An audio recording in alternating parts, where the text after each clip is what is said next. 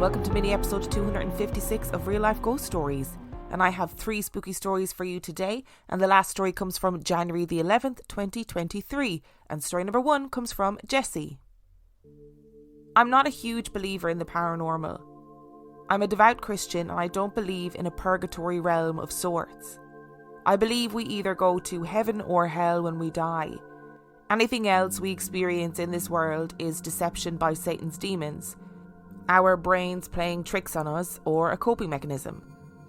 I guess it makes me a slight hypocrite, because even though I don't believe in it, I've always been interested in the paranormal. Even from a young age, I would always watch ghost hunting shows, and now as an adult, I listen to ghost story podcasts.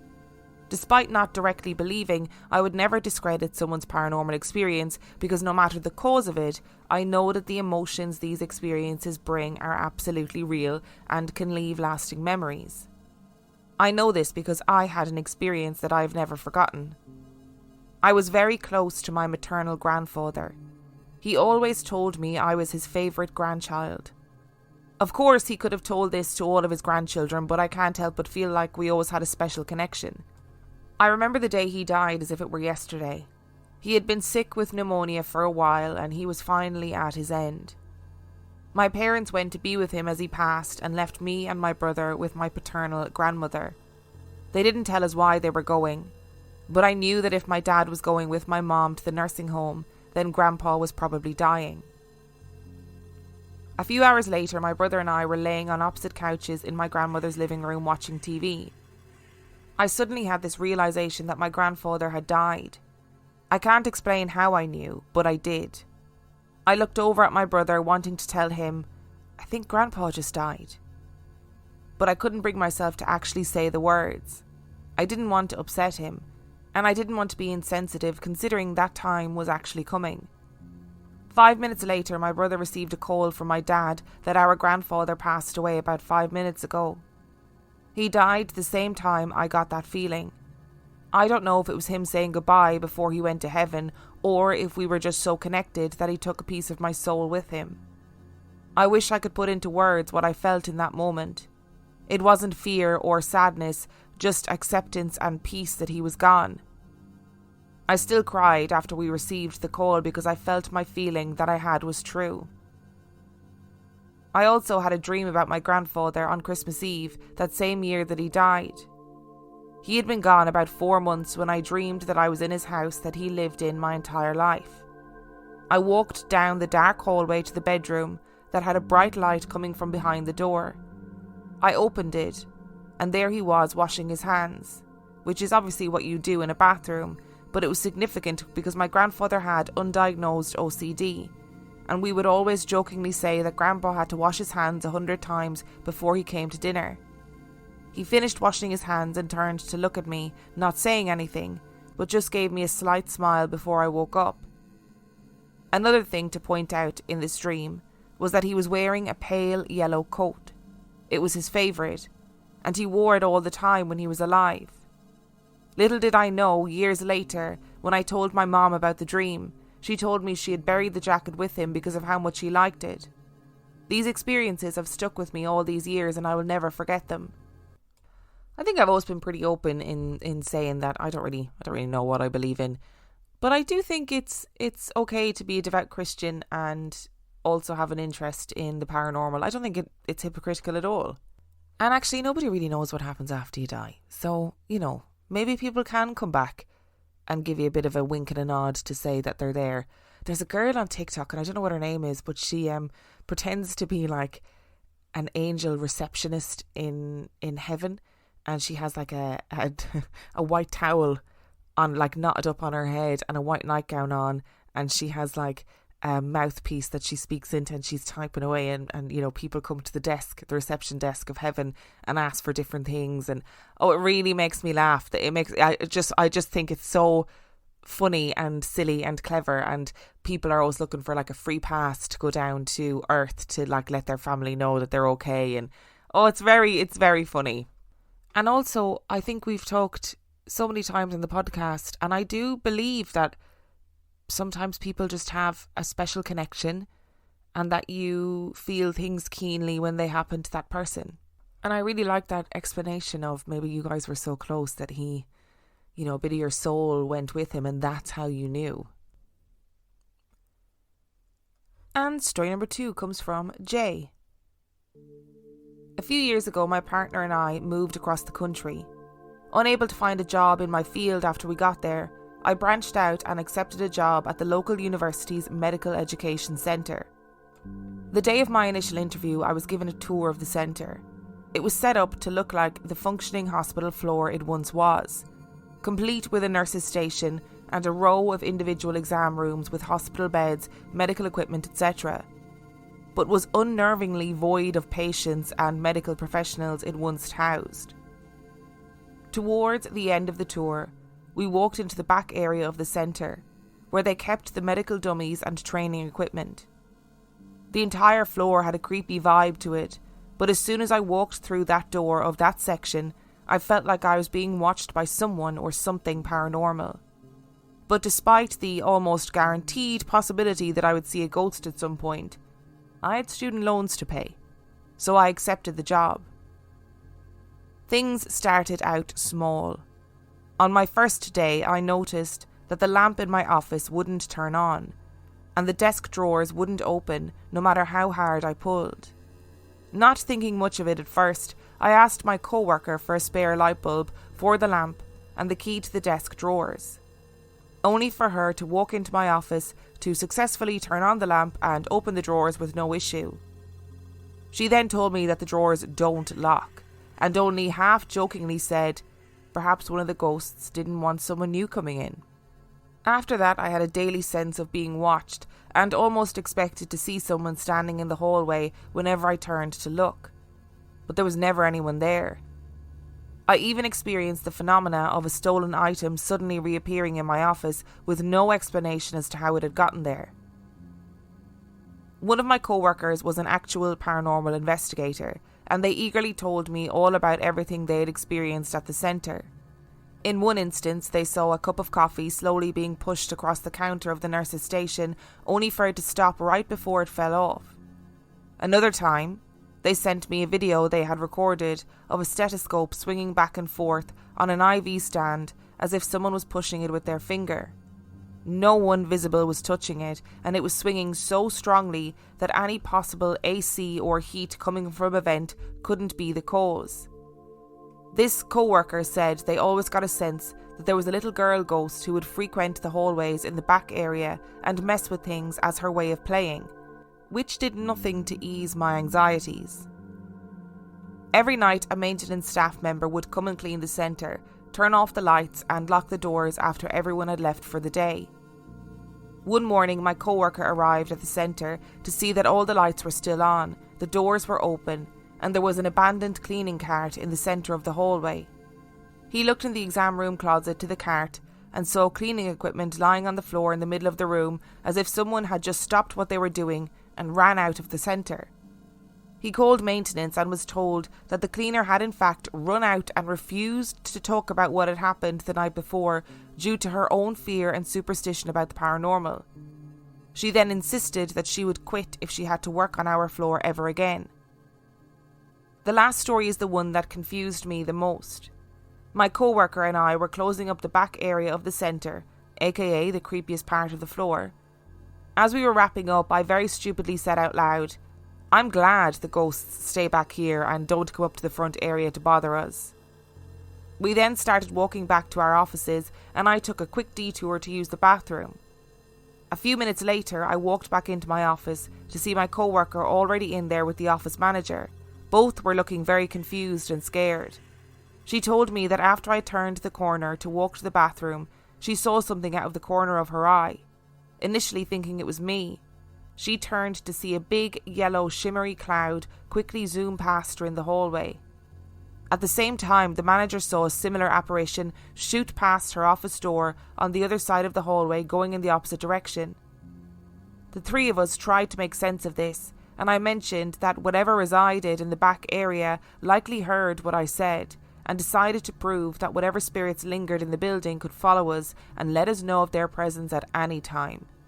That terrified me more than anything else that had happened up to that point, and I kept my mouth shut after that. I don't fully have explanations for these experiences, but I now understand why I hear so many paranormal stories in settings such as hospitals. Our specific floor was once a functioning ICU that had even treated victims of a local bombing that devastated the community back in the 90s. With so many visitors and sad occurrences over the years, the energy builds up and lingers. Even after it was converted from a working hospital floor, death was still a reoccurring presence, as there would routinely be cadavers in the back room for the medical students to work on. While this is a very respected and valuable service these people gave to these students by donating their bodies, it definitely added to the unsettling energy in the space. I likely will never understand what caused those occurrences at that job, but it left an impression and made me a full-blown believer in the paranormal and the unexplainable. I think you're so right, Jay. There is something so unnerving about an empty hospital. So whatever about a hospital that's full and bustling and, people are dying and people are very sick and there's a lot of emotional stress and trauma and all that stuff, that's very unnerving. But an empty hospital? Way more unnerving. And I think it seems that things in these kind of situations often start out small. And I wonder if the entities that are there are just like testing the waters to see how much you'll notice, or to see how in tune you are, or whatever it is. Like, how many things happen that are the result of spirits or entities that people don't even notice because they're just like, oh, that thing fell over, or that light turned off, or that light turned on, and you don't even think twice about it. And I think that hospitals, like I said, they carry a very particular energy. There's a lot of emotional distress, extreme emotional distress that happens in hospitals. There's a lot of joy, but there's also a lot of deep sadness and pain and sorrow. There's people who come to the end of their life and people who come to the end of their life that shouldn't have come to the end of their life so soon or so early or in those circumstances. Like, it's just a melting pot of emotional turmoil. So I just think if anywhere is going to be haunted, it's going to be a hospital, But a big yellow shimmering cloud is new, I think. I don't know if we've ever had a big yellow shimmering cloud. But then again, we don't know how things are going to manifest themselves to us in the afterlife, We often have stories of dark clouds or coloured balls of light. Somebody messaged me on TikTok the other day saying that they've regularly seen like an orange ball of light that seems to jump from tree to tree in their local area. Like, we don't know how these things are going to manifest themselves. And story number 3 today comes from Martin. For you to understand some of my story, you need to know about Charlie. He was a little Westie that I had brought up from a pup and was my best friend in the whole world. He was one of those dogs that would greet you after coming in from work and would follow you everywhere you went. He was a very proud, confident and loving dog. Christmas 2020, he began to show signs of sickness, and throughout the beginning of 2021, this illness developed and confused our vet and us too. We took every test and tried every treatment possible to us to help my best friend, and nothing was becoming clear as to what was causing his illness. Towards the end of his treatments, we were told he had an untreatable brain illness, and not too long after his diagnosis, Charlie was put to rest. Now, I understand that grief can bring on a number of things, such as seeing things. But these are the events that I experienced about a month after Charlie's passing. I would often see glimpses of white rushing past the sitting room door, or from the corner of my eye I would see a white blur sitting on the step of the stairs that was known as his step. We have 2 other dogs in our house, Oscar, a black Cocker Spaniel, and Radley, who is also a Westie. One afternoon I was in the dining room and stood facing the double glass doors that lead into the back garden. Behind me was the hallway leading to the sitting room and the stairs. As I turned around to face the hallway, there in front of me was Charlie, sat right in front of me looking up at me. Now, at first I thought it was our other Westie, Radley, but when I turned to check through the double doors I could see him outside with Oscar and my wife. And when I turned back around, yeah, you guessed it, Charlie was gone. Now, for a couple of weeks I saw no more of Charlie, not even a blur. Until one night. I was asleep and dreaming. The dream was so vivid that I can remember every detail. In my dream, I entered my childhood house and the sitting room was filled with lots of people. People that I was unable to recognise, but they all felt familiar to me. As I walked further into the house, a man walked towards me and told me that there was a surprise for me upstairs. I made my way up the stairs and into the converted loft that was once my childhood bedroom. There, sitting on my old bed, was a young woman that again seemed familiar, but I was unable to recall where I knew her from. I would later recall her being my friend that had passed from cancer, only younger. I asked her if she was the surprise, and she replied with a simple no, followed by a gentle smile, and then she nodded to the area behind me. As I turned around, there, sat in front of me, was Charlie. White, fluffy, happy, tail wagging. He jumped and I caught him in my arms. He placed his front paws on my chest just like he used to, resting his bum on my forearms that were in a crossed position beneath him. He began licking my face in excitement. Now I understand this was a dream, but I could feel his weight in my arms, the warmth of his breath, the wetness of his tongue on my cheeks and the softness of his fur. He stopped, looked at me, and I woke. As I woke, I tried to understand what had happened in my dream, and realised that on my face, where he had been licking me, was wet, and I could still feel the softness of his fur in my hands. I drove to work with a feeling of complete calmness and closure. Since then, I have not seen Charlie. I feel like it was a way for him to let me know he was okay and for me to come to terms with losing him. In late 2022, I walked past Radley, who was sat in the dining room at the end of the hallway. He was sat in the dark, staring at the light on the ceiling, growling a low growl. When I turned on the light, he relaxed and then looked at me. I turned off the light again, and straight away he returned to staring at the light and growling. Again I turned on the light, and again he stopped. At this point I moved him into the sitting room and turned the light off, looking at the ceiling light myself, and noticing a feeling of being watched. Unable to understand it, I moved into the sitting room also. Not long after this happened, my wife and I were in bed asleep. Again, this experience happened in a dream. In the dream, we were in the bed. Now, our bed centres the back wall with the front window on my wife's side and the bedroom door on mine. My wife turned to me and said, "That's him. That's the man," pointing in the direction of the window. I looked over to where she was pointing. There, at the end of the bed, was a figure stood staring at me. I could make out a dark three-piece suit, a dark bowler hat, and dark rounded glasses. There were no facial features apart from a slight outline of his mouth, which was closed. He stood holding an old hard suitcase, rectangular in shape. I began telling him to leave. He continued to stand, staring.